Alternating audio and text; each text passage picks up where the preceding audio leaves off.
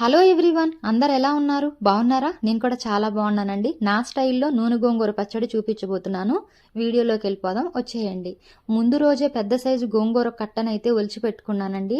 ఇంకా next day morning ఒక 2-3 సార్లు చిన్న సైజు టబ్బులో బాగా వాష్ చేసుకొని వడగిన్నెకి వేసేసి ఒక కాటన్ క్లాత్ అనేది పరిచి ఫ్యాన్ వేసేసి క్లాత్తో ఇలా అద్దుతూ ఇలాగ డ్రైగా ఆరిపోయిన తర్వాతే తీసి ఇంకా పక్కన పెట్టుకోవాలన్నమాట. స్టవ్ ఆన్ చేసి కడాయి పెట్టి 2-3 చెంచాలు ధనియాలు, ఒక స్పూను జీలకర్ర వేసేసి సన్నని మంట మీద ఇలాగా మంచి దోర కలర్ వచ్చిన తర్వాత ఒక ప్లేట్లో తీసి పెట్టుకోవాలి. నెక్స్ట్ కడాయి పెట్టి కొంచెం ఆయిల్ వేసి, కొంచెం మరింతే పడుతుందండి ఆయిల్ వేసి, 1/2 స్పూన్ జీలకర్ర, 1/2 స్పూన్ ఆవాలు, 1/2 స్పూన్ సాయి మినపప్పు వేసి మంచి కలర్ వచ్చిన తర్వాత 4-5 ఎండుమిర్చి అయితే ఇలా వేసేసి మంచి కలర్ రానిచ్చుకోవాలి. ఎండుమిర్చి, తాలింపు గింజలంతా కూడా మంచి కలర్ వచ్చిన తర్వాత 5-6 చిన్నులపాయలు అంటే తెల్లగడ్డ అంటారు, వాటిని దంచుకొని పొట్టు తీసేసి అవి కూడా యాడ్ చేయాలి.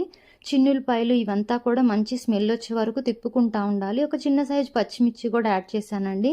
ఇలా చేయడం వల్ల ఏంటంటే పచ్చడి అనేది చాలా నిలువ ఉంటుంది, పాడైపోకుండా. ఇంకా మీడియం సైజు పెద్దలిపాయ అయితే సన్నని ముక్కలు పొడుగ్గా కోసుకొని అవి కూడా యాడ్ చేయాలి. ఇలా తిప్పుతూ పెద్ద మంట పెట్టేసుకొని తిప్పుతూ ఉండాలన్నమాట. ఈ పెద్దలిపాయ అనేది మంచి గోల్డ్ కలర్ రావాలి.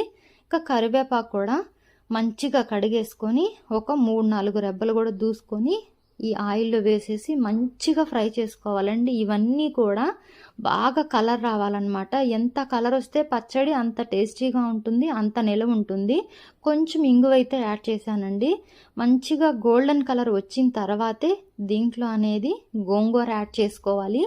ఇదిగో ఈ కలర్ రావాలండి. మంచిగా కలర్ వచ్చిన తర్వాత ఇంకా గోంగూర అనేది కొంచెం కొంచెంగా యాడ్ చేసుకుంటూ తిప్పుకుంటూ ఉండాలి, లేదంటే అడుగంటిపోతుంది. సంబర్ కదండి, ఆయిల్ అయితే నేను తగ్గించి వేసాను.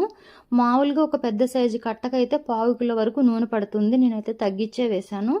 కొంచెం కొంచెం గోంగూర అనేది యాడ్ చేస్తూ ఇలా తిప్పుతూ ఉండాలి. ఇంకా గోంగూరకి సరిపడా ఉప్పు అయితే కొంచెం వేసేసుకోవాలి. ఇలా వేయడం వల్ల ఏంటంటే గోంగూరలో ఉన్న ఆయిల్ అంతా కూడా బయటకు వస్తుంది. ఇంకా కొంచెం పసుపు యాడ్ చేశాను. ఇలా తిప్పుకుంటూ ఉండాలి, అడుగంటకుండా మంచిగా తిప్పుకుంటూ ఉంటే గోంగూర అనేది ఆయిల్లో చక్కగా బాగా అవుతుందన్నమాట.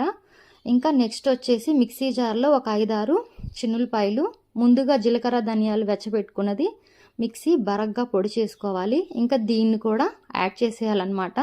యాడ్ చేసేసి బాగా ఒకసారి మిక్స్ చేసుకోవాలి. ఆల్మోస్ట్ అయిపోవచ్చిందండి. గోంగూరలో నుంచి ఆయిల్ అయితే బయటకు వచ్చినప్పుడు ఇంకా కారం అనేది యాడ్ చేసుకోవాలి. కారంతో టేస్టీగా ఉండే నూనె గోంగూర పచ్చడి అయితే రెడీ అయిపోయిందండి. ఇది 6 నెలల వరకు నిలవ ఉంటుంది.